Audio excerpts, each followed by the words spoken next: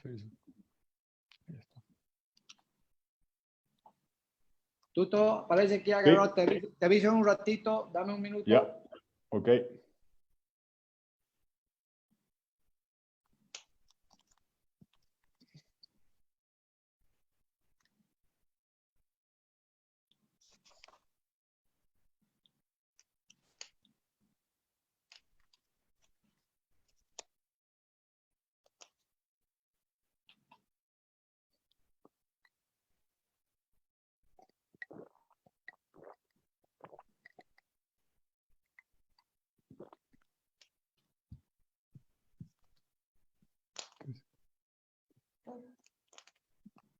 Muy bien. Buenas tardes. Empezamos. Muy buenas tardes. Estamos en Facebook Live nuevamente, 28 de abril, martes. Un gusto poder estar con ustedes nuevamente a las 5 de la tarde en una nueva sesión de Facebook Live. Les agradezco a todos los que se van a ir plegando. Vamos a ir esperando unos minutos para presentar a nuestro invitado, como siempre hacemos, para que la gente se vaya sumando al programa de Facebook Live, algunos comentarios iniciales, hasta que se plieguen, se sumen nuestros invitados, la gente que nos escucha, para que el doctor Foianini nos pueda conversar en esta tarde de 28 de abril.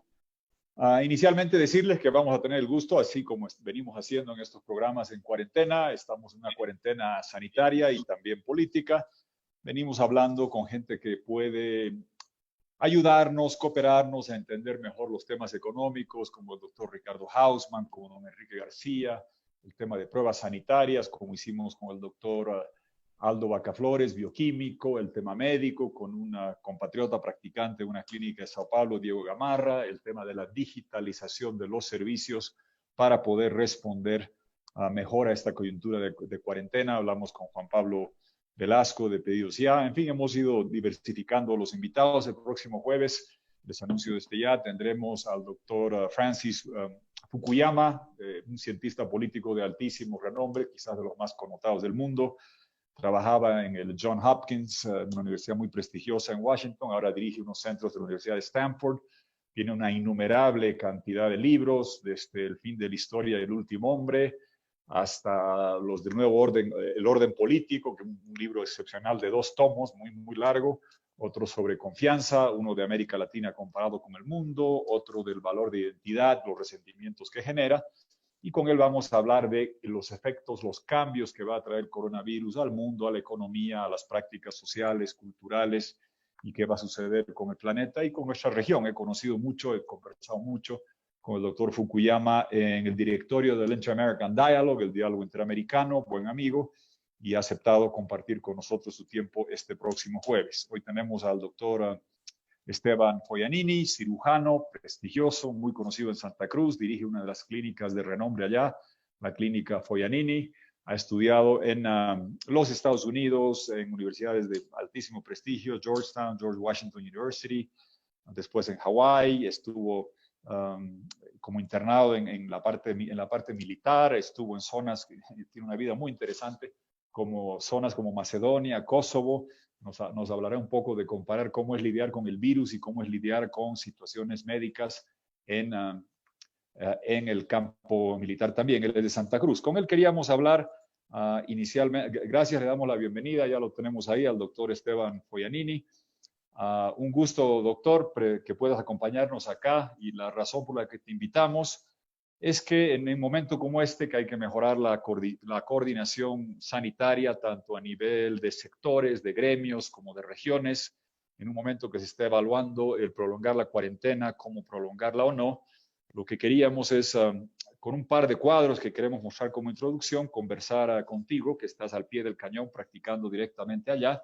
Y el par de cuadros que queríamos mostrar es el siguiente: si pueden ayudarnos a poner un cuadro que se publica en worldometers.info, que sale siempre, se actualiza cada día con algo de rezago. El cuadro ese vamos a compartir la pantalla.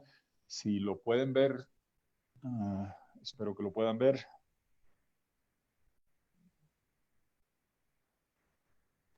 Esperando unos segundos. Perfecto. Ahí está el cuadro. A ver, este sitio web de Worldometers, W de Warnes, worldometers.info, worldometers.info en inglés, va recopilando los datos de casos de fallecidos, de casos activos, de casos recuperados de todos los países del mundo con un poco de rezago.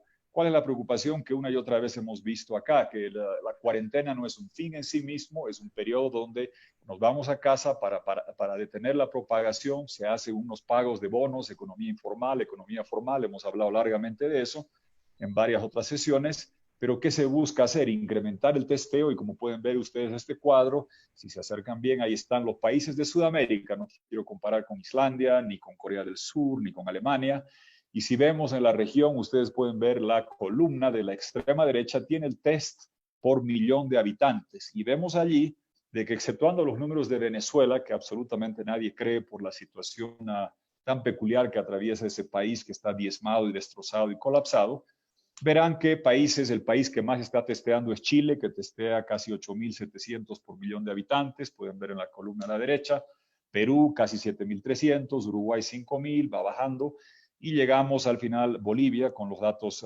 que se tenía hasta hace unas horas, 496 exámenes por millón de habitantes. Vale decir que cuando hay países vecinos que están en el nivel como Argentina de 1.100, Brasil 1.600, Perú 7.200, Chile 8.600, nosotros andamos debajo de 500 test. En el lado positivo, obviamente, el saber de que el número de casos por millón de habitantes es considerablemente inferior a varios otros países.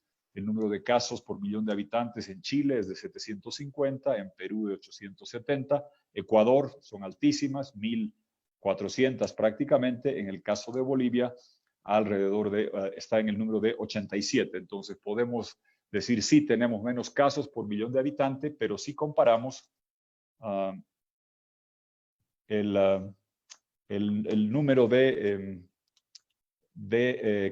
test que se hace comparado con los casos, vemos que sí, podemos tener una décima parte de los casos, pero comparado con países que están haciendo 15 o 20 veces más test, el tiempo determinará si esto se debe a que tenemos menores infectados o que no estamos testeando lo suficiente. La mejor manera de estar tranquilos y las recomendaciones internacionales son de que se incremente el número de test notablemente. Voy a seguir hablando un poco. A ver, nos dicen que el doctor Foianini ha perdido la luz o ya ha retornado. ¿Ha perdido la luz?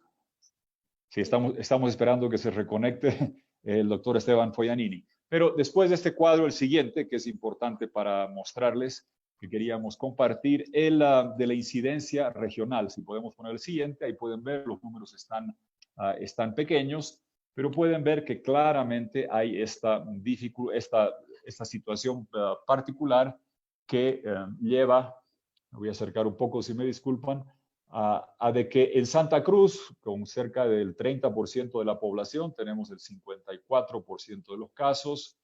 La Paz, menos casos que el porcentaje de población.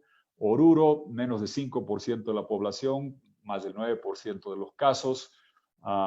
Beni también. Entonces, si uno va viendo esto y compara población por casos, claramente nota que Santa Cruz, como sabemos, Beni recientemente, y Oruro, donde se suponía que había un silencio epidemiológico, tienen mayor número de casos, mayor proporción del número de casos que lo que tienen de la población. Por eso queríamos hablar y vamos a conversar con el doctor Esteban Foianini en un rato más. Estaba ya conectado, estamos buscando reconectarlo. Muy bien, quería hacer unos comentarios iniciales hasta que tengamos al doctor sobre el tema sanitario y la coordinación requerida en base a lo que estábamos viendo.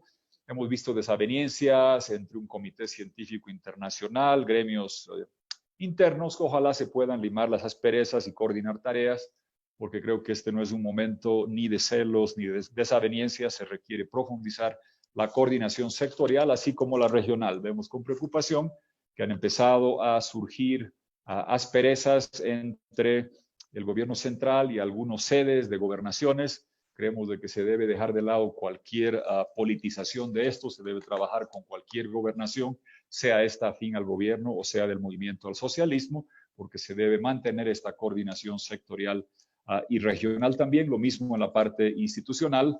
Vemos que en diputados están aprobando una ley para condonar 50% de los alquileres. Hicimos un programa de cómo aliviar al sector informal, cómo ayudarlos en el pago de luz, agua, gas, teléfono, celular, cómo darles ingresos. Hablamos del bono universal, los bonos etarios que pasaron a ser bonos universales, pero sería complicado que en aras de todos ayudar descoordinemos y que una ley diga que te condonan 50% de alquileres y que un decreto diga que tienes un periodo de 3 meses sin pagar alquileres. La gente no va a saber a qué atenerse y creo que así como se debe fortalecer la coordinación sanitaria sectorial, regional, también la parte institucional a fin de no confundir a la gente. Está de vuelta el doctor Joyanini, un poco más oscuro de lo que veíamos antes.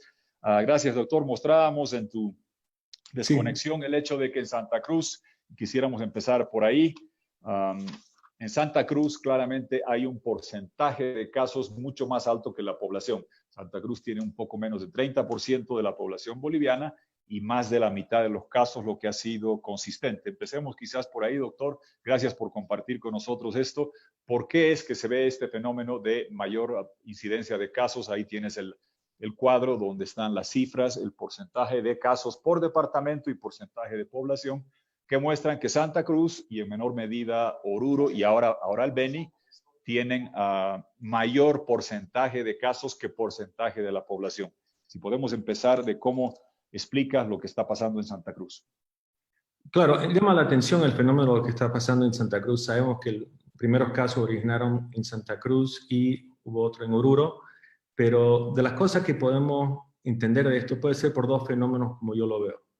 O se están haciendo más pruebas y más gente está acudiendo a hacerse una atención y comunicando al CEDES para generar las pruebas, o puede ser por el hecho de que Santa Cruz tiene un aeropuerto internacional, tiene una población de extranjeros más alto que en otros sectores de Bolivia, y ustedes me tendrán que decir si es que hay una mayor incidencia de personas viajando desde Santa Cruz hacia el extranjero que el resto del país. Sí. Los primeros casos que tuvimos claramente fueron de personas que estuvieron en Europa principalmente y que regresaron a Bolivia, y también de gente que venía extranjero hacia aquí y comenzó a tener una infección más comunitaria, si quieren. Así es, bueno, de la experiencia, doctor, que hemos visto y en países, por ejemplo, en Ecuador, lo de Guayaquil. Guayaquil es un poco una suerte de Santa Cruz en Ecuador. Tienen muchos migrantes en Europa, en España, por sobre todo, de ahí han entrado muchos. Y como viajero frecuente puedo atestiguar de que de La Paz para viajar a la Asia, Europa u otros lugares, generalmente tengo que ir por Santa Cruz, porque de Santa Cruz hay las conexiones para Lima, para Bogotá, para Panamá, para Miami, para Madrid. De La Paz solo podemos ir a Lima o a Bogotá, se podía ir antes. Entonces, claramente hay mayor flujo internacional, hay vuelos directos que llegan de Europa y como tú señalas también, hay más movimiento internacional, es más una sede Santa Cruz de muchas empresas internacionales. Pero quizás nos puedas aclarar algo de la mitología que recuerdo cuando empezó el coronavirus. Se hablaba de que empezó en el hemisferio norte, en China, en Europa, Estados Unidos, que estaban en invierno y que poco menos acá, que estábamos en verano, no había que preocuparse. Y luego vemos lo que pasó en Guayaquil, lo que pasa en Santa Cruz, y claramente no había ningún sustento para esa mitología. ¿En qué quedó eso de que el coronavirus no le iba bien en zonas calurosas? No, eso quedó desmentido claramente. Me acuerdo de ese mito cuando salió y se hablaba que nos iba a tocar a nosotros durante nuestro invierno, y pensamos que íbamos a tener unos meses para estar protegidos y aprender las lecciones de las cosas que habían pasado en los otros países para prepararnos mejor. La realidad es que el cambio climático no le hace gran diferencia. Santa Cruz es claramente más caluroso que la gran mayoría del país y somos el departamento más afectado. Y hoy en día se ve grandes incidencias de infecciones en el hemisferio sur, a pesar que no hemos entrado todavía a la época de gripe. Así es. Doctor, si nos podrías, a la gente que nos está siguiendo, tu clínica trata estos casos. Hemos sido siempre en este programa muy respetuosos, nunca he dado el nombre de ninguna, aunque hayan estado publicados en prensa, de ningún afectado por coronavirus, y en el caso tuyo tienes que tener cuidado también en el número, no cuantificar ni ser demasiado específico, pero en líneas generales, tu clínica está atendiendo casos de coronavirus y nos puedes dar ilustrar a la gente sobre los exámenes, los test, si están haciendo en tu clínica, y en el caso del coronavirus, cuando tratan a la gente, tienen áreas especiales, cómo están tratando a los pacientes que llegan afectados por coronavirus. Sí, con muchísimo gusto. Nosotros vimos el problema que se venía originando del coronavirus de este enero y tenemos la suerte de que nuestro gerente general, aparte de hacer gerencia, es infectólogo, es un doctor argentino, que era un antiguo jefe de infectología del Hospital Austral, el doctor Rodolfo Quiroz, una persona con mucha experiencia, y él rápidamente liderizó la preparación de la clínica para afrontar esta pandemia. Entonces se comenzaron a gestionar protocolos y procesos en la clínica, asignar áreas, ir creando protocolos de cómo manejar los pacientes, ir entrenando al personal en el debido manejo de estos pacientes. También hemos trabajado conjuntamente con el CEDES en el Departamento de Santa Cruz y también con el Ministerio de Salud, porque nuestra misión siempre ha sido de apoyar. Somos una institución privada, pero no vemos que nuestro rol es trabajar con la parte pública y apoyar con nuestros conocimientos. Entonces, la mayoría de los pacientes que han llegado a la clínica han sido pacientes de manejo ambulatorio. Vienen a la clínica, se reportan que tienen fiebre, que tienen molestia, todo paciente antes de ingresar está entrando con barbijo a la institución, y de ahí se activa, si es que bajo las primeras preguntas hay una sospecha, pasa a un área que se llama triaje y se activa el protocolo COVID. Entonces el médico entra apropiadamente vestido para recibir al paciente y proceder a hacer las preguntas y el examen físico. Si el paciente no tiene indicación de internación, se le toma la muestra y el paciente es despachado a casa con instrucciones, y el doctor Quiroz y el doctor Sandoval, que es médico internista, le hacen seguimiento diario por vía telefónica, dándole las recomendaciones y viendo cómo viene la progresión de la enfermedad. Eso es un servicio que, después de la consulta original, es un servicio que no tiene ningún costo, ¿ya? Y ya se han viralizado un par de videos de pacientes que hemos atendido, y una de ellas que salió por internet, Inés España, que es una persona muy conocida en el medio, salió por Facebook y ella dejó un mensaje. Entonces, esto de conocimiento público, agradeciendo las atenciones que había dado la clínica. Después tenemos otros dos sectores.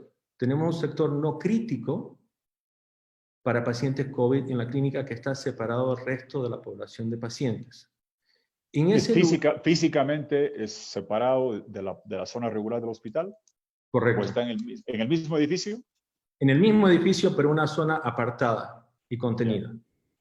Entonces, los pacientes están en su habitación y están siendo atendidos ahí, algunos con y otros sin oxígeno, y reciben el apoyo o soporte médico, y el tiempo de internación varía entre 1 semana a 2 semanas. El personal usa todas las medidas de precaución para ingresar y el retiro de la ropa cuando salen de la habitación.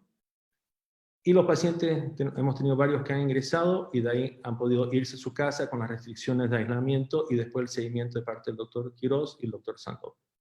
Finalmente tenemos el área de mayor complejidad, que sería la terapia intensiva. La terapia intensiva es la unidad donde están los pacientes que están con problemas críticos y amenaza inmediata a su vida. En esa zona, típicamente los pacientes COVID que se trasladan ahí es porque ya no pueden respirar por su propia cuenta. Esto representa más o menos 5% de los pacientes que tienen la infección, en la mayoría de los estudios, y se procede a hacer una ventilación mecánica. He visto los memes que circulan que la ventilación mecánica no funciona, hay unos audios que circulan que esto es un problema de una vasculitis, una enfermedad tromboembólica, que significa que es de los vasos sanguíneos y de coagulación, y que lo que está mal el manejo con ventilador. Desafortunadamente, esos memes confunden a las personas y eso es totalmente incierto. Los pacientes que están en un estado extremo, porque esto es una neumonía, y quiero resaltar a la población que un gran porcentaje de los pacientes pueden ser asintomáticos, no sentir ningún síntoma. Otros pacientes sienten un pequeño resfrío, un poco de molestia en la garganta, de repente un poco de fiebre que pasa un par de días, o algunos tienen una fiebre y una molestia que dura un poco más. Ese es aproximadamente el 80% y sospecho, porque no se han hecho suficientes pruebas en todo el mundo, pero sospecho que la incidencia de asintomático o con síntomas leves es mucho más grande. Pero en los estudios que salen habitualmente hablan de que 80% caen en esa categoría. De ahí 15% son los que nosotros internaríamos en una habitación, le damos un poco de oxígeno, necesita un poco de hidratación, y no pasan a cuidados críticos ni están en peligro su vida. Finalmente, los pacientes críticos son los que pasarían a ventilación mecánica. En nuestra experiencia hasta el momento, por los protocolos, por el manejo que estamos haciendo, y no puedo dar un número preciso, pero puedo decir que hemos manejado de un momento a otro de las cifras que ha reportado el doctor Urenda de pacientes críticos intubados, entre 20 a 40% de los pacientes que han sido atendidos en Santa Cruz son críticos. O sea que es un valor importante. Sí, sí. Me complace tremendamente decir que hasta el momento no hemos tenido ningún paciente que haya fallecido en la clínica secundario a coronavirus, y en la actualidad tenemos varios pacientes que han salido del ventilador, y para mí es una gran satisfacción pasar por la terapia y ver los pacientes ya fuera del ventilador que hace unas semanas estaban en peligro inminente de vida, y que del otro lado del panel, porque son habitaciones individuales que tienen un panel de vidrio, entonces yo puedo mirar hacia adentro del paciente y ellos me pueden ver, y me miran, me sonríen, nos levantamos un pulgar, ¿ya? Le hacemos la señal de estamos contigo, bien. Todo bien. Le ponen like para el Facebook. Le ponemos un like. Entonces, esta enfermedad ha sido una enfermedad muy dura para mi personal, muy dura para los médicos y también para la población. Y he tenido momentos de agobio y preocupación, pero cuando llego así a nuestra unidad y veo los pacientes y los veo mejor, realmente me llena el corazón y me entra una gran alegría. Yo soy una persona como cirujano y como ex cirujano militar, me considero duro, pero confieso, me he echado a llorar.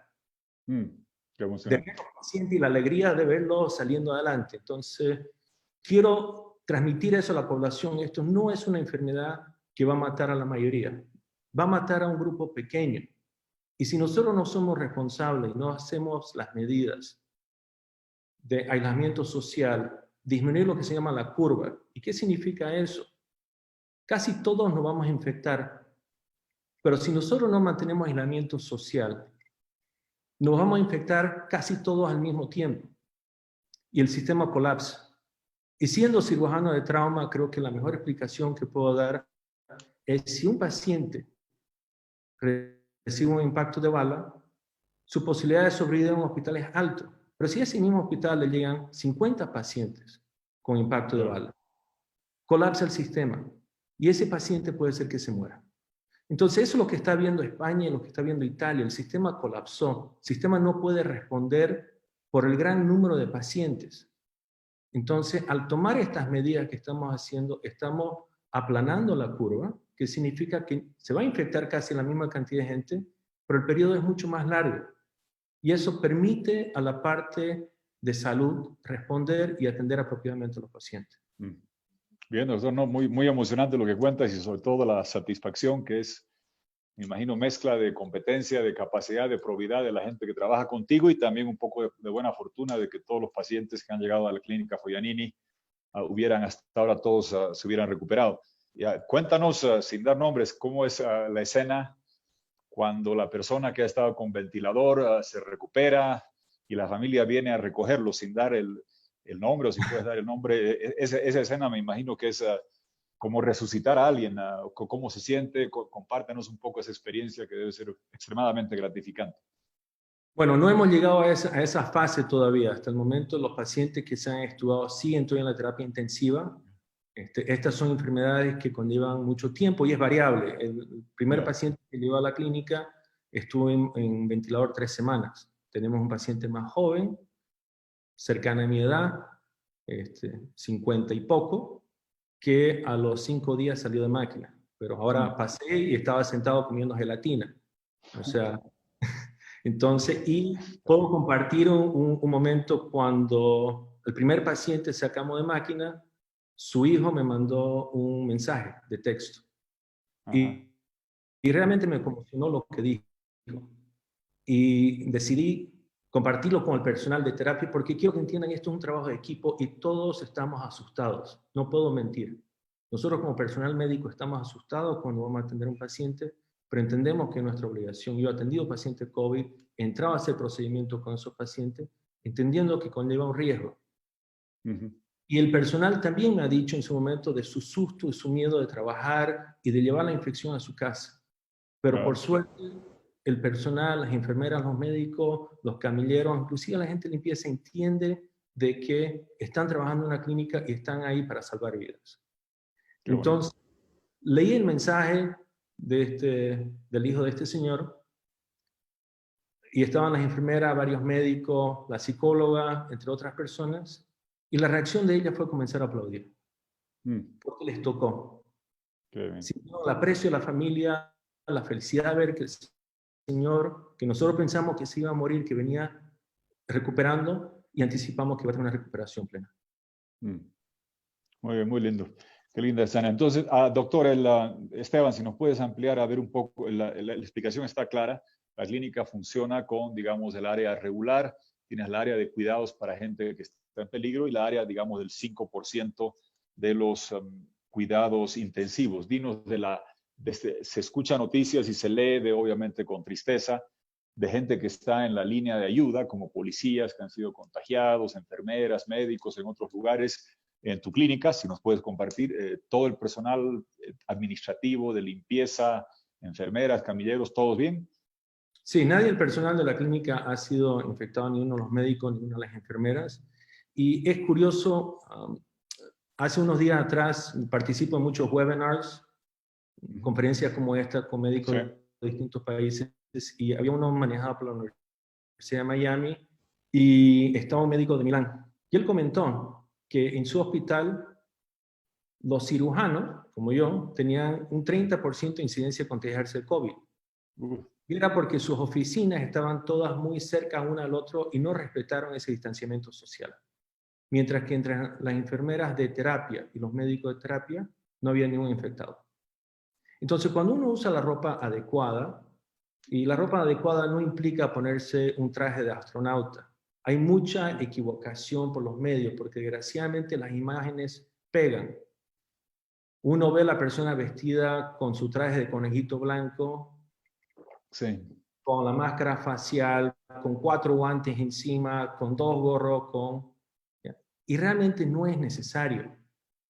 La OMS ha sacado las pautas de lo que es apropiado y el uso del material depende de cuánta intervención va a haber con el paciente. Entonces, si voy a hacer una intervención como yo hago traqueostomía, que es para ayudar a que el paciente salga del ventilador, eso es algo controversial, lo he hecho. Muchas sociedades científicas dicen no lo hagan porque el cirujano se expone demasiado, pero la realidad es que creo que si uno toma las medidas apropiadas y sé que ayuda al paciente, entonces amerita.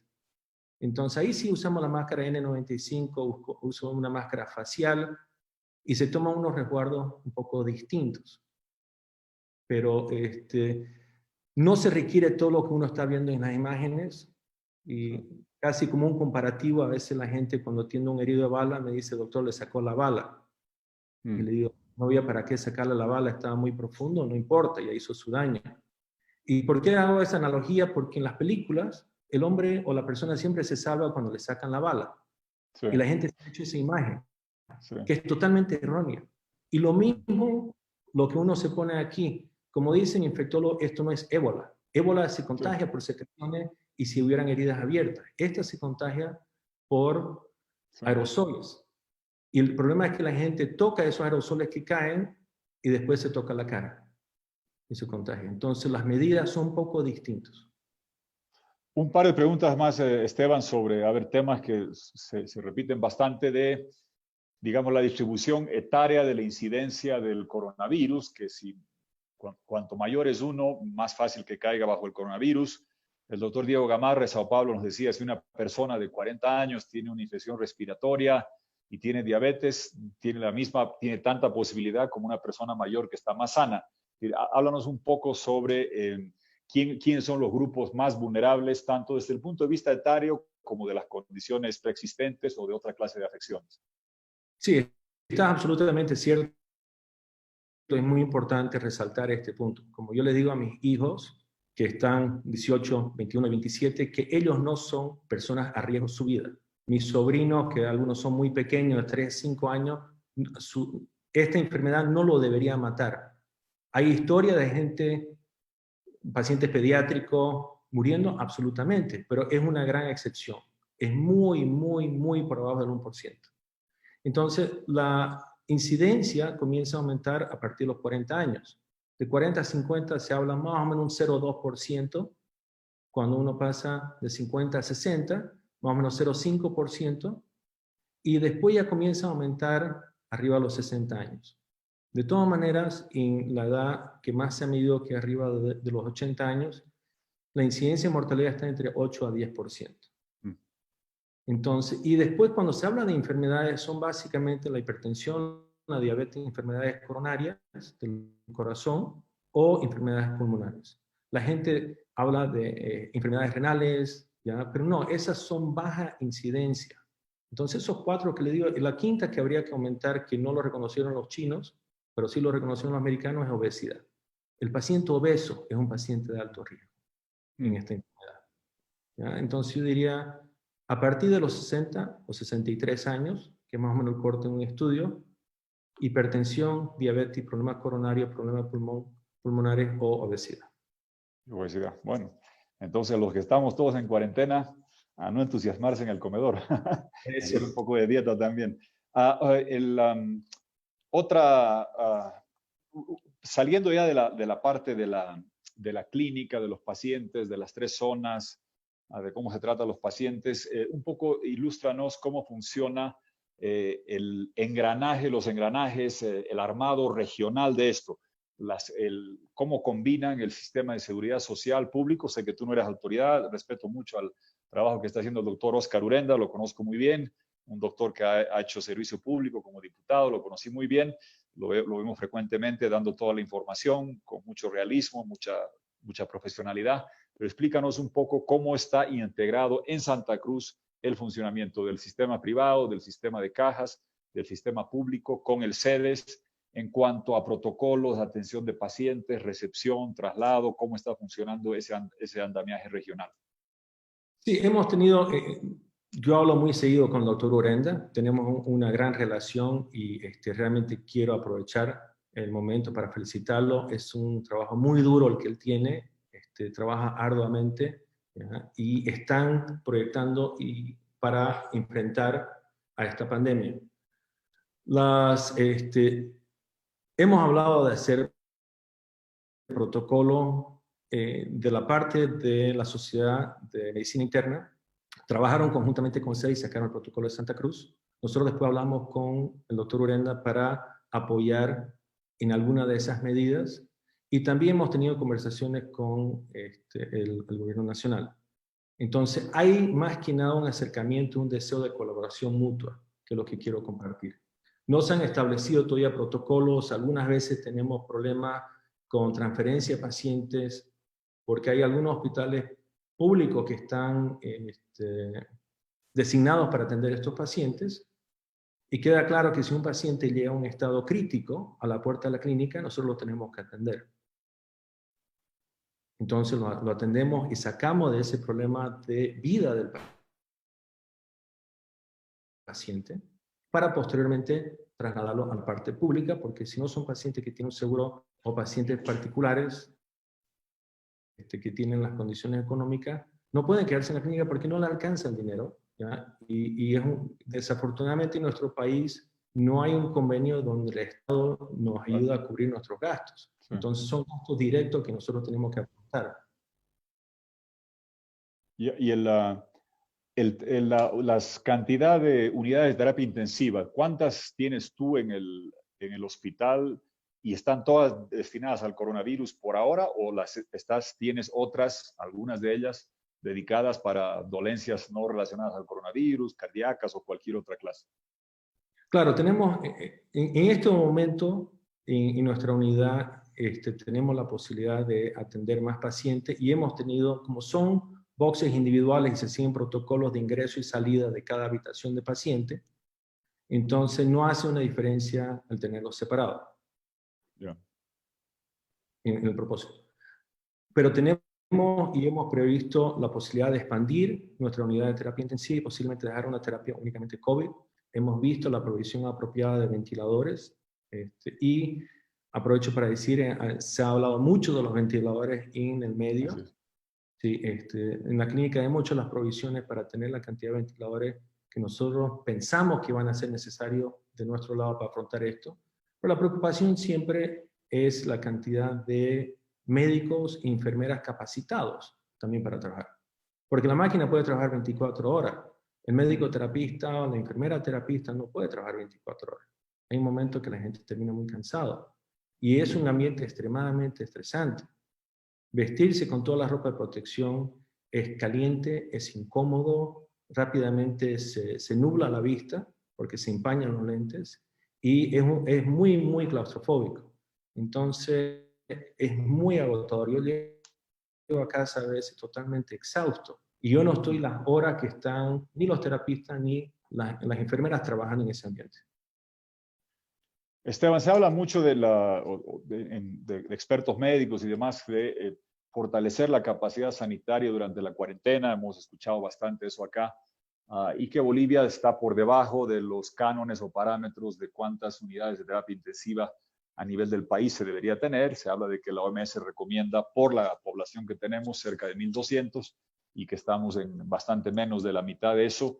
¿Cómo ves tú el esfuerzo desde donde estás de incrementar la cantidad de unidades de terapias intensivas? Y detállanos un poco cuál es la limitación que ves. ¿El número de respiradores, el número de intensivistas o el resto de lo que requieres para establecer una unidad de terapia intensiva? Ok, yo regresé a Bolivia el año 75. Mi padre era cirujano, se formó en Estados Unidos. Y el motivo que levanto esto es cuando él llega a Santa Cruz, no existía ninguna unidad de terapia intensiva. Sí. Para ponerlo en perspectiva. Sí. Y él cuando crea la clínica pasa a ser la primera unidad de terapia intensiva privada en Santa Cruz. No puedo decir Bolivia porque no sé, pero en Santa Cruz sí. Y posteriormente se van formando unidades de terapia intensiva. Cuando yo regreso al país el año 2002, no habían terapistas formados en el país. No habían profesionales con el título de terapia intensiva. Como parte de mi formación de cirujano, yo hice terapia intensiva, es parte de la formación en Estados Unidos, donde me formé. Hoy en día, todas las personas que trabajan en nuestra terapia intensiva son terapistas titulados, sea dentro de Bolivia o sea en el extranjero. Entonces, nosotros venimos con un problema crónico en el país que no es problema de este gobierno, ni siquiera puedo decir del pasado. Esto viene hace 40 años, 50 años. Y venimos queriendo ponernos al día, pero la realidad es que hay un problema crónico de eficiencia de camas hospitalarias, especialmente en la parte pública. Siempre se ha hablado de eficiencia o falta de camas en la terapia intensiva. Siempre se ha hablado de falta de camas en la parte pública. Pero no puedo aludir que este gobierno, ni siquiera el pasado, que claramente estuvo mucho más tiempo en gobierno, ¿ya?, son los culpables. Esto es un problema crónico boliviano, de que se han venido subsanando de alguna forma. Sí, sé que por lo menos a nivel Santa Cruz se están haciendo grandes esfuerzos, pero quiero que entiendan, una cosa es construir ambientes y comprar ventiladores, que sé que es lo que está haciendo ahora la gobernación, pero otra cosa es la preparación del profesional médico. Eso lleva años. Entonces, yo no puedo acusar al gobierno actual de una deficiencia en eso, porque eso no se hace en 5 meses o 4 meses. Eso lleva 15 años, 20 años. Entonces, tiene que venir una planificación a largo plazo en este país de preparación de profesionales. Y la otra cosa que vengo discutiendo dentro de esto, crearle la opción al profesional de regresar al país. Yo me sorprendo. Como tú. Claro, pero yo tengo ejemplos. Mi abuelo se fue en los años 20 a Italia. a estudiar y regresó a causa de la guerra del Chaco. Y lo uso como ejemplo porque él casi muere en las trincheras atendiendo soldados bolivianos por fiebre tifoidea. Pero él regresó a Italia por el amor que él tenía a su tierra. Mi padre se forma en Estados Unidos, pasa a tener ciudadanía americana, licencia norteamericana y decide volver a Bolivia a hacer lo mismo. Entonces, para mí fue más fácil. Yo llegué con cosas armadas. Los grandes héroes son mi abuelo y mi padre. Sí, qué lindo. Para muchos bolivianos que se forman muy bien, y tengo colegas que trabajan en Estados Unidos, que trabajan en otros países, que son bolivianos y que son profesionales muy reconocidos, le ha sido muy difícil volver a Bolivia, porque no está hecha la estructura. Eso está cambiando y ha ido mejorando, y nosotros estamos en un trabajo arduo de atraer a gente de afuera para que vuelva a Bolivia y presten su conocimiento aquí y que puedan trabajar de la forma como fueron entrenados. Pero eso lleva tiempo. Qué gran. Muy bien, muy buena cosa. Necesario y ejemplo lo que has hecho tú, además ya tercera generación comprometida de esta manera en Santa Cruz. Y sí, volviste a Santa Cruz, ¿cuándo dijiste? ¿75? Yo volví a los 8 o 9 años. Yo tenía 9 años. Y Santa Cruz estaba hasta el segundo anillo y éramos 250,000 habitantes. Me acuerdo muy bien, yo ahí tenía 15 años y bailaba en los cafecitos y jugaba básquet ahí con varios de mis amigos, Chino Becerra y varios de los doctores que has conocido. Exacto. Mis compañeros de La Salle. Una última pregunta de parte mía, de ahí tengo varias de la gente que te está haciendo, que te las iría haciendo, Esteban. Se habla mucho del el respirador, unidades de terapia intensiva y demás. Dime si te dan un espacio en un coliseo, en un hotel, un lugar donde puedas improvisar, como hemos visto en países de Europa, unas salas de terapia intensiva. ¿Qué es lo que se requiere? ¿Qué es lo mínimo? Aparte del personal, que claramente es una limitante no tener suficiente personal cualificado. Pero, ¿qué es lo que se requiere? La gente tiene muchas veces obsesión por el respirador, pero ¿cómo instalarías una sala en un hotel? Si te dan un espacio en un hotel y te dicen, haga usted aquí 20 salas de terapia intensiva, ¿qué requiere cada una? ¿Y en cuánto tiempo se puede hacer? Bueno, las unidades individuales no solamente necesitan ventilador, necesitan también un monitor cardíaco multiparamétrico que llamamos, que mide la presión, que mide la frecuencia cardíaca, la saturación de oxígeno, que es extremadamente importante en estos casos, también la eliminación de CO2 o dióxido de carbono, pero también a veces mediciones de presión invasiva. Entonces ese sería un aparato separado. Después de eso necesitas bomba de infusión, necesitas tener una cama adecuada. Estos pacientes a veces hay que pronarlos. Pronarlos significa darle la vuelta y que estén boca abajo. Y se ha demostrado que los pacientes mejoran su oxigenación con eso. Eso requiere entrenamiento con el equipo, porque hay medidas específicas para hacerlo y necesitas personal. Para pronar a un paciente de forma adecuada necesitas que 5 personas se pongan la ropa de protección para poder girarlo de forma apropiada. Aparte de eso necesitas también otras medidas. Necesitas otros especialistas fuera de la terapia intensiva, porque estos pacientes pueden hacer problemas gastrointestinales. Recién salió un artículo de Mass General, de Harvard, que escribieron un par de amigos míos, y ellos hablan de que 2 a 4% de los pacientes pueden tener cirugías abdominales por problemas tromboembólicos, de los pacientes que están críticos.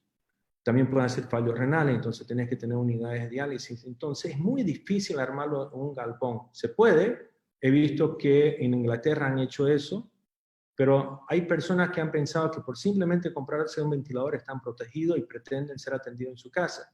Eso no es racional. Eso no es racional. Y con las personas con las que he hablado le he dicho eso, ¿ya? Pero porque necesitas todo el otro apoyo.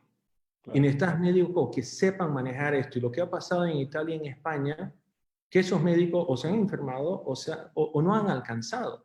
Porque en el momento que un médico se contagia, se tiene que retirar de cuarentena 2 semanas y perder un soldado. Entonces estás trayendo otros médicos que pueden ser muy buenos en lo que hacen, pero no están acostumbrados a la terapia intensiva.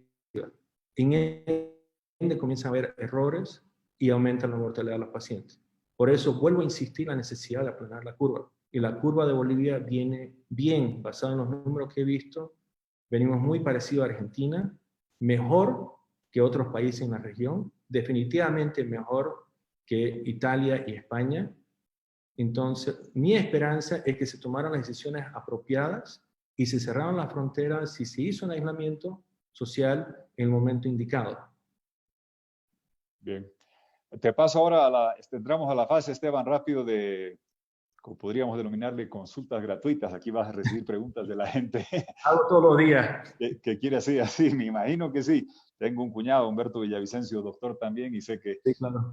lo debes conocer. Recibe Sí. muchas de ellas. Luis Antonio Abularach pregunta, ¿qué se sabe sobre posibles tratamientos con anticoagulantes y antiinflamatorios? ¿Son ciertos los mensajes que están circulando en redes? Son relativamente ciertos. Ha habido mucha discusión sobre esto. Los estudios que salieron originalmente de China hablaban de que los antiinflamatorios estaban contraindicados porque hacían que hubiera mayor propagación del virus, se quedaba más tiempo en el paciente. Hoy en día sabemos que no damos corticoides y la gran mayoría de las recomendaciones de organizaciones que hacen protocolos, y nosotros vamos y nos fijamos en los protocolos internacionales, no lo recomiendan. El único momento que nosotros usamos corticoides en pacientes que están en terapia intensiva, o sea, el paciente crítico, que tiene lo que se llama un shock refractario, que significa que la presión no levanta y el paciente no está respondiendo y se le puede añadir en ese contexto corticoides. En el tema de la anticoagulación se ha demostrado, y la conferencia que atendí el otro día, hablaban de autopsias que habían hecho en Zurich a pacientes que mostraban de que sí, hay un problema de una vasculitis y formación de trombo. Pero esto no es en la mayoría de los pacientes, esto es en la población de pacientes que están críticos. Entonces, todos los pacientes que pasan a la terapia intensiva en nuestra unidad reciben anticoagulación, pero reciben anticoagulación a una dosis que no lo pone a riesgo al paciente. Mientras más anticoagulo el paciente, mayor riesgo de otras complicaciones. Ahora, en algunos pacientes específicos, si es que tiene ciertos valores de laboratorios o las condiciones ameritan, ya se entra a un consenso y se le puede aumentar la coagulación. Pero tengan mucho cuidado, esto no es que para prevenir el coronavirus me voy a tomar corticoides o voy a comenzar a inyectarme un anticoagulante porque vas a tener complicaciones mayores, sin duda. Esto es solamente en su grupo de pacientes muy críticos y bajo un criterio muy claro y no está, a ver, una discusión entre los distintos médicos, porque inclusive en esa conferencia que estuve no había consenso de cuándo dar los anticoagulantes, porque la evidencia no está ahí todavía, pero sabemos que puede servir. Gracias, Esteban. Aquí Edson Fuentes pregunta, ¿qué medidas recomienda el doctor Foianini para enfrentar esta enfermedad desde la casa en el caso de que un familiar se enferme con este virus? Bueno, hemos tenido pacientes con esas condiciones y realmente la recomendación es aislamiento. Si uno tiene una persona de riesgo, voy a dar se me viene a la mente una pareja que nos contactó al inicio de esto y tiene su madre mayor viviendo en la casa. La pareja salió positivo y ellos han hablado en video, o sea que no estoy divulgando información privada, pero la madre se la aisló y ella se quedó en una habitación sola. Entonces, ellos preparaban la comida siempre usando las mismas vajillas, los mismos platos, los mismos cubiertos, y se la llevaban y se la dejaban a la puerta y se alejaban. Le abría la puerta, le llevaban, me imagino que le llevaban todas las cosas que necesitaba para estar ahí, su jabón, su shampoo, para hacerlo así más coloquial, pero se crea un aislamiento dentro de la misma casa. Y en otras instancias, si uno no tiene una persona de riesgo, puede decir que la unidad de familia se queda confinados todo dentro de la casa, como el caso de una pareja joven con hijos pequeños que no tienen enfermedades de base, ellos pueden seguir conviviendo, pero sería incorrecto que salgan de casa. En esas situaciones le pedimos de que usen servicios de llevada de comida hasta su casa o que familiares le depositen comida en la puerta de la casa. Claro. ¿Ya? Pero que no deberían salir porque toma el riesgo de contagiar a otras personas. Y por lo menos en la clínica mantenemos un contacto telefónico muy cercano, tienen los celulares nuestros, nos pueden llamar en cualquier momento si es que hubiera un cambio en su condición. Y como dije el doctor Sandoval, el doctor Quiroz hace un seguimiento diario de los pacientes, sin costo, quiero aclarar, porque sí es sin costo, ¿ya? A estos pacientes que han sido atendidos en la clínica. Gracias, Esteban. Javier Sarmiento pregunta, ¿cuál es tu criterio sobre el manejo de la cuarentena, dado que el sistema de salud no está preparado para un crecimiento exponencial? Bueno, eso va más allá del problema de Bolivia. Venía hablando de que Bolivia viene con un problema crónico, especialmente en la parte pública, de camas hospitalarias y de terapia intensivas. Y eso tiene que ser acompañado con formación de profesionales, que eso desafortunadamente lleva muchos años para hacerlo. Entonces, lo que estamos dando es, estamos permitiendo al gobierno, y sé que el CEDES, no puedo hablar del gobierno nacional porque no tenía mucho contacto con ellos, pero el CEDES está tomando medidas para prepararse para ese aumento de pacientes y acomodar para afrontar eso. Entonces, quiero reconocer y quiero aplaudir el gran esfuerzo que están haciendo, pero si nosotros no cumplimos con las medidas, seguimos saliendo a la calle, nos juntamos con amigos, ya nos abrazamos en público, va a ser de que la curva termine con un pico muy alto y que demasiadas personas se contagien y todos esos esfuerzos van a ser en vano. Entonces, aquí el gobierno está haciendo las cosas debidas, pero la población también tiene que acompañar con esas medidas. Y como ejemplo, perdón, que lo alargue un poquito, me sorprendió tremendamente, a mí me gusta el fútbol, y vi la Champions, y el partido de Atalanta contra Valencia, el estadio lleno, ¿ya? Y los otros partidos de la Champions, los estadios vacíos. Y 30% de la población que fue al estadio terminó con coronavirus. Así es. ¿Ya? Y esta gente volvió, y ahí comenzó el gran brote dentro de lo que es España. No digo que haya sido solamente por ese partido, pero fue un error garrafal de medidas públicas y es reconocido, porque ya el mundo ya hablaba de este problema. Entonces yo creo sinceramente que la separación ayuda. Hay videos que circulan que dicen que no es necesario, hay ejemplos de países escandinavos que han tenido buenos resultados, pero son escandinavos. Así es. Cada cultura es distinta. La cultura asiática son distintas. Nosotros como latinos somos distintos. No digo que uno es mejor o peor. Somos distintos. Entonces, en una población que es muy organizada, de repente podés hacer eso, como los países escandinavos. Pero en los países nuestros, o en mismo España e Italia, que son más parecidos a nosotros, de mucho abrazo, de mucho juntarse, de mucha tertulia, no funcionaría. No funcionaría, porque somos así, somos lindos de esa forma. No, claro. no yo creo, claro, yo creo, Esteban, a esas alturas yo leo de que ya reconocen el alcalde de Bérgamo el error que fue ese partido de Valencia en el norte de Italia, que fue, dijo, una bomba de propagación, la llamó así el alcalde de la ciudad. Esa marcha de Madrid, y no solo de Madrid, en todas las ciudades de España por el Día de la Mujer, con decenas de miles de personas, fue un acto de contagio masivo, creo que hoy lo reconocen así en España. Y también el otro partido, hablando de la Champions, el de Liverpool, he leído del alcalde de Liverpool, que también habla que el partido de Liverpool contra el equipo de Simeone, el Atlético de Madrid de Simeone. Así es que también ahí hubo una gran cantidad de contagio. Está claro de que evitar la propagación requiere este aislamiento, está demostrado, es evidente que alguien puede citar el ejemplo de Suecia, pero aquí no somos suecos, como dice, somos más parecidos a España e Italia, y creo que lo que se está haciendo es sano y bueno.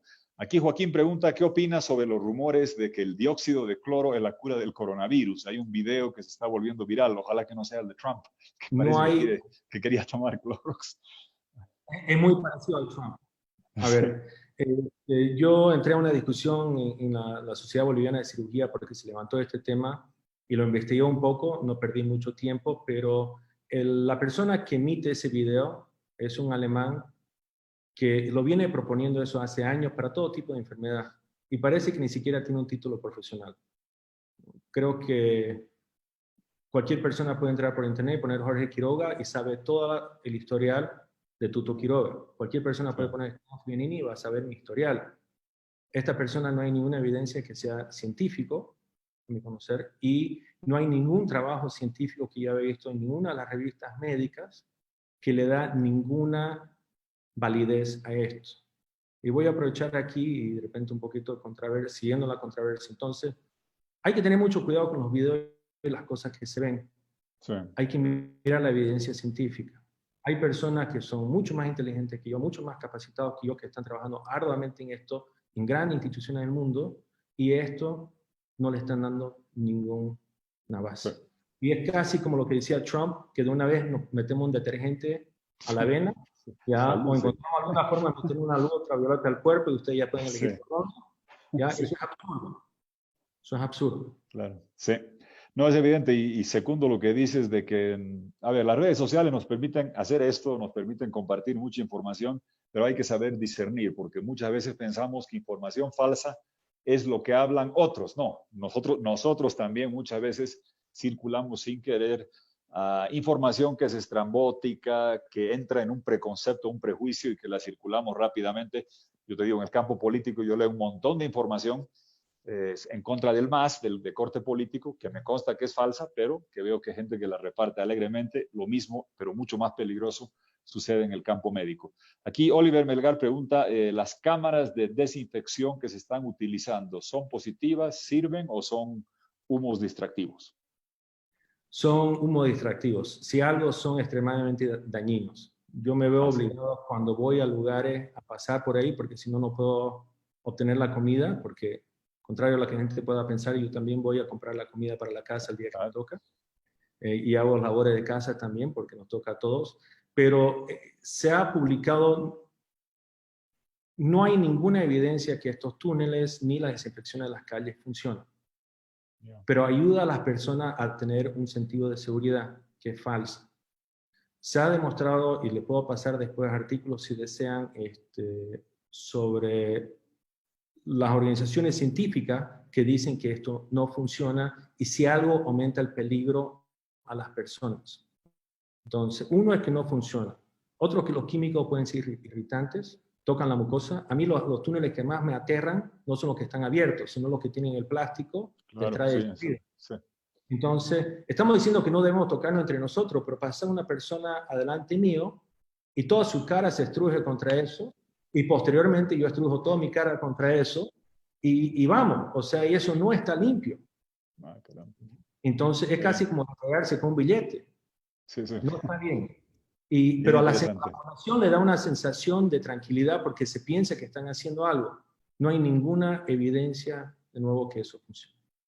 Gracias, interesante, Esteban.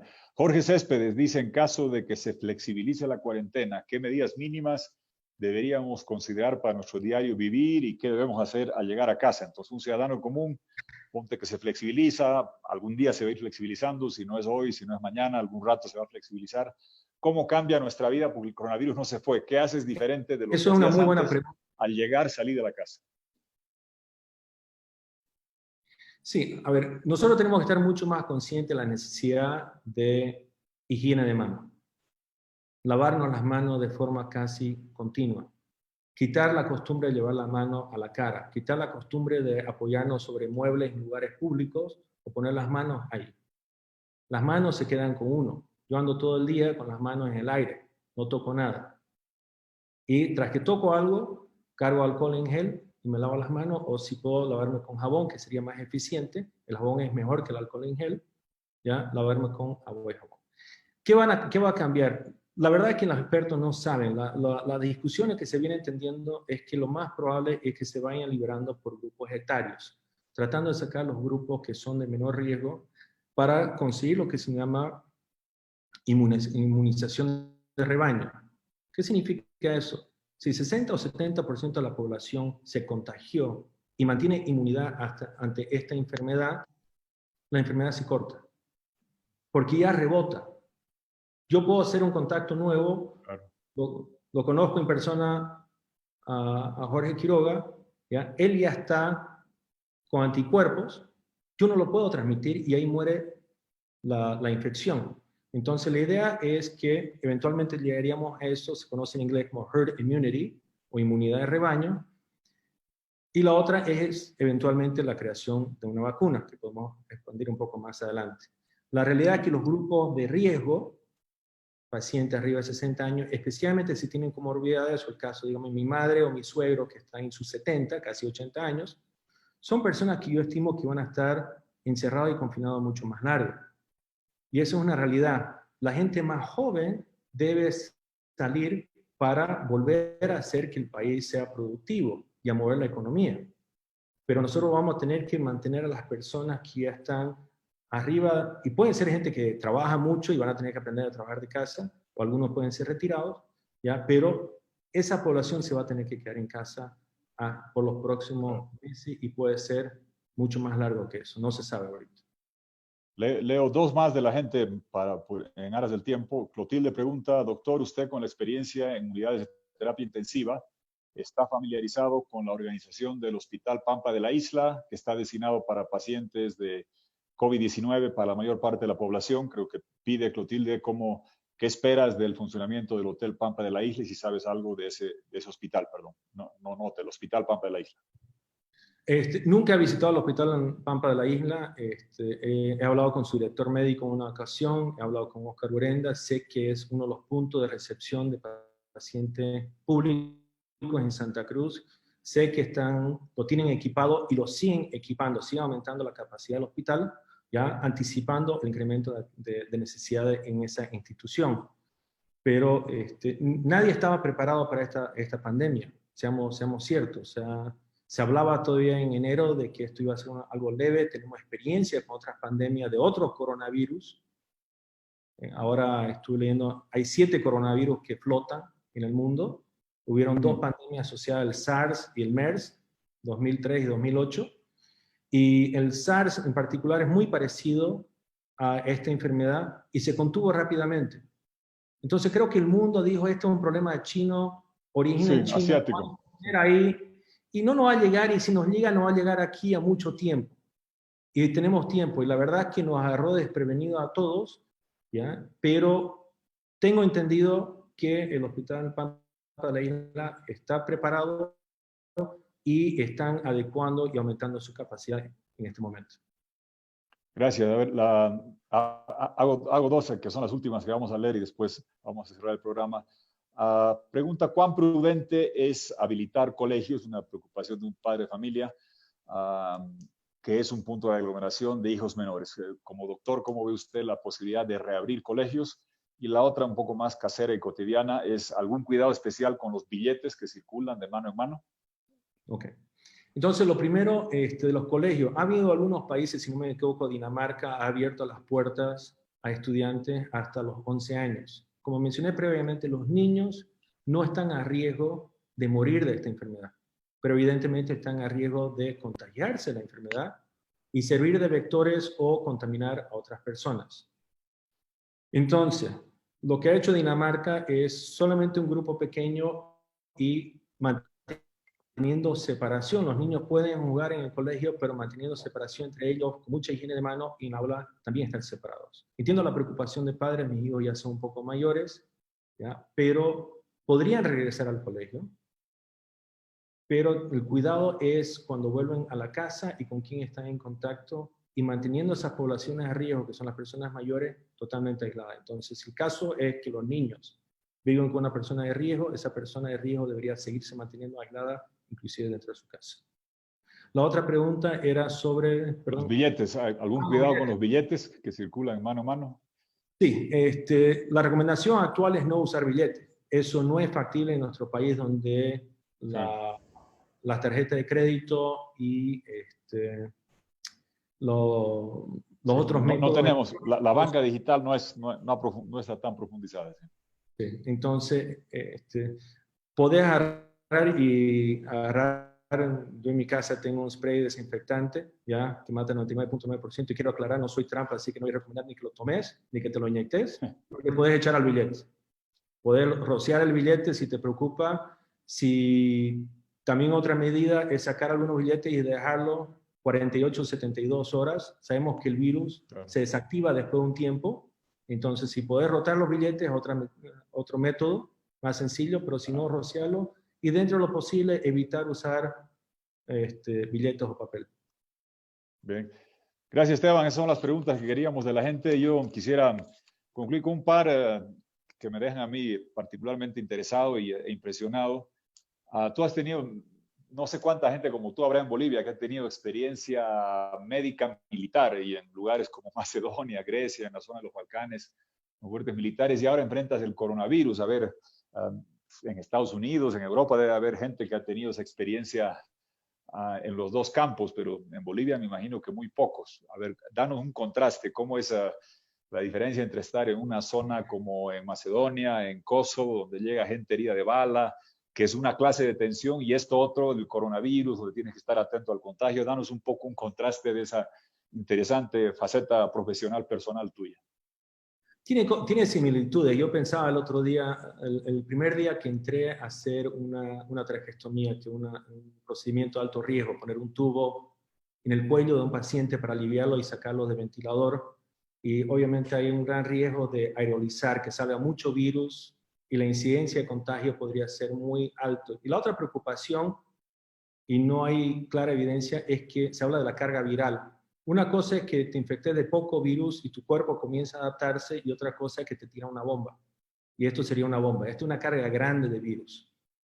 Entonces, antes de entrar a la habitación, pasamos por toda la rutina, discutimos qué íbamos a hacer, hay todo un proceso de planificación, pero mi adentro estaba asustado. De la misma forma, cuando fui a Kosovo y sabía que entraba a una zona que tenía que estar armado, siendo cirujano, andaba armado con una 9 milímetros, tenía mi chaleco antibala, mi casco de Kevlar, ya tenía que viajar en helicóptero o carros blindados, ya con amenaza de ser asaltado. Entonces hay una aprensión, hay un temor, pero como todo uno llega a sobrepasarlo y comienza a racionalizar. Entonces, el decir que uno no tiene un temor sería irreal, uno lo tiene, pero uno tiene que afrontar eso, saber que uno está haciendo lo mejor posible, saber el motivo que uno lo está haciendo, en este caso, para ayudar a que un ser humano salga adelante y llegue a sobrevivir. Y esa es nuestra misión como médicos, ¿verdad? Y lo tomo muy en serio. Y el personal de la clínica también, y lo hemos conversado. Entonces, ahí son las similitudes.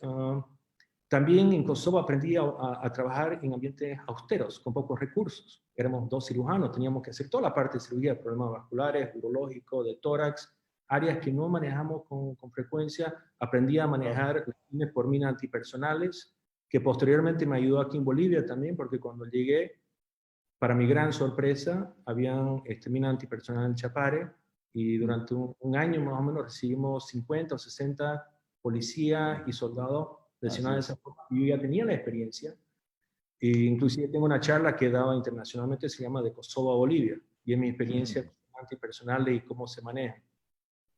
Interesante. A ver, si tienes el video me lo pasas, de las minas antipersonales a los cazabobos del Chapare.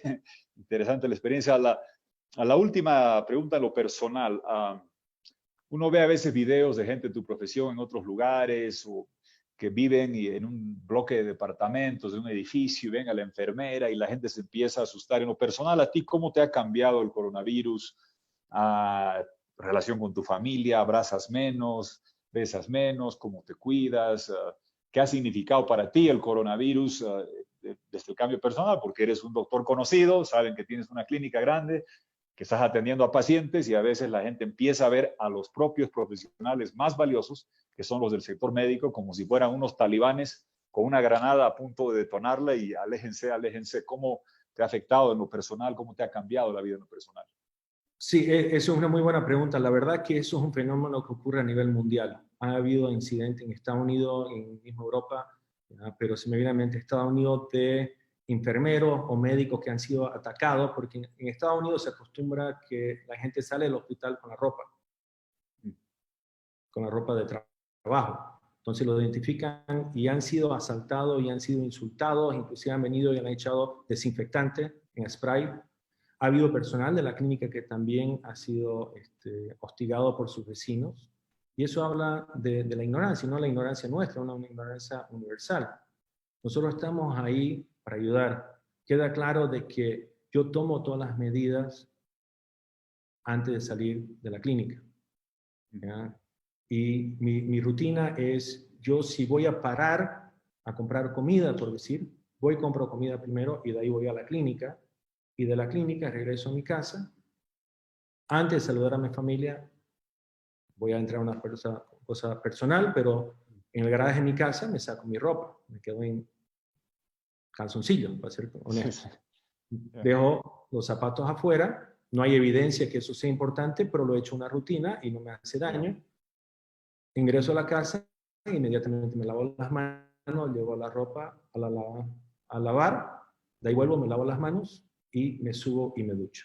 Y recién después de eso voy más cerca a mi familia. Y creo que hasta que no tengamos mejor entendimiento de esto, no hace daño lo que estoy haciendo, ¿ya? No hay evidencia que eso sea necesario, pero es la medida que yo recomendaría a las personas. Y recién ahí me acerco y estoy en contacto con mi familia. También he discutido la posibilidad de que si esta enfermedad comienza a aumentar la incidencia, yo estoy más tiempo metido en la clínica y con más pacientes COVID, que tomar la decisión de aislarme de mi familia. Y esa es la decisión que han tomado algunos colegas en Estados Unidos. Inclusive hay una historia de un médico que se fue y se quedó en la casa de The Tree House, en la casa que está en el árbol. ¿Ya? Y dormía ahí y desde el otro lado lo saludaba a su familia que estaba encerrada en la casa. Hay miedo de contagiar a la familia. Es racional también eso. Pero creo que si uno toma las medidas apropiadas, ese riesgo es muy bajo. Bueno, gracias Esteban y te agradezco, muy interesante la conversación, muy profunda, muy rica, y de parte mía te hago extensivo lo que decía ese mensaje de texto del hijo del paciente que se ha mejorado, el agradecimiento a lo que haces tú, toda la gente de la clínica. Yo sé que debe ser muy fácil decir, ajá, el doctor Esteban Foglianini, qué suerte que tuvo, pero hiciste algo admirable, que es volver a tu país, evidentemente a seguir el legado de la familia, pero los que hemos tenido oportunidad de estar afuera sabemos que podías haber estado muy cómodo en otras partes del mundo y que volviste acá a trabajar. Y lo que has señalado me parece muy interesante, cómo hacemos programas. A mí siempre me ha interesado mucho eso de repatriar talentos en el área de políticas públicas. Hicimos algo con el Estatuto de Funcionario Público, se avanzó bastante y creo que con orgullo teníamos a gente como José María Bakovich, que en paz descanse, que después de servir en el Banco Mundial y aprender mucho, acá nos ayudó con Carlos Kempf a hacer mucha infraestructura y caminos, pero lo que es en la parte médica siempre es más complicado. Ojalá que puedas extender y profundizar esta iniciativa de aprovechar esta desgracia del coronavirus para crear alguna clase de programa que tiene que ser hecho en una combinación del Estado, sector privado, médico, para repatriar talentos, porque es evidente que tenemos talento médico regado por todas partes del mundo. Es célebre la comunidad de médicos en Chicago, en Chile y en España y diferentes partes del mundo. Ojalá que eso pueda plasmarse en una idea que podamos llevar adelante, pero te agradezco la oportunidad de haber compartido esto con nosotros y, repito, concluyo secundando las palabras de ese emocionantes palabras del hijo de un paciente, de haber pocas cosas tan gratificantes como ver los ojos de un hijo cuyo padre ha salido sano y salvo después de tener días de enorme angustia producto de lo que están haciendo. Y mi aplauso y mi homenaje a ti y a toda la gente que trabaja contigo en la clínica Foglianini, y a través de ustedes a todos los médicos, enfermeras, doctoras, personal que limpia, porque no solamente son ustedes, es la gente que limpia, la gente que cobra, la gente que administra, todo el personal que trabaja en los complejos médicos. Gracias, Esteban. Tus palabras de despedida. Te agradezco mucho esta oportunidad. Para mí es realmente un honor ya poder compartir contigo y con toda tu audiencia. Y quiero mandarle mensaje. Esto se puede vencer. Lo primero, y la responsabilidad recae en cada persona. Cuidémonos, mantengamos la distancia. ¿Ya? Y lo que dices del trabajo entre la parte pública y la parte privada es una parte que yo trabajo mucho, de hace mucho tiempo. Hay cosas que yo hago aquí que la gente no se entera, y por eso mi buena relación con la gente del CEDES. He venido colaborando con temas de trauma, con temas de la ambulancia, trayendo gente de Estados Unidos para ayudarlo. Y esto porque hay un interés de parte mía y de la institución, ¿ya?, de trabajar con la parte pública y fomentar y dar nuestra experiencia para que todo mejore. Entonces, yo busco que al futuro se siga trabajando tanto en la parte de salud como en otras áreas entre las dos partes de la economía boliviana, ¿ya?, porque eso va a hacer que este país mejore. ¿Ya? Te agradezco de corazón. Gracias. Gracias. Muchas gracias. ¿Ya? Y manténganse todos a salvo. Gracias, Esteban. Gracias a ti, a todos, a quedarse en casa. Muchas gracias, amigos. Hasta las 6:10 de la tarde de este 28 de abril. Gracias por acompañarnos, amigos, amigas, todos. El próximo jueves, 5 de la tarde, como les anunciaba, con el doctor Francis Fukuyama, renombrado cientista político, enseña en la Universidad de Stanford, autor de muchos libros. Conversaremos con él. La sesión va a tener que ser con el doctor Fukuyama en inglés. Después haremos para la transmisión en diferido, le pondremos subtítulos. También aquí podríamos haber hablado en inglés con Esteban, con el doctor Fukuyama no habla castellano, o sea que tendrá que ser en inglés para los que quieren seguir en vivo, y después para la transmisión en diferido le agregamos subtítulos. Gracias, doctor Foglianini. Gracias, amigos. Buenas tardes.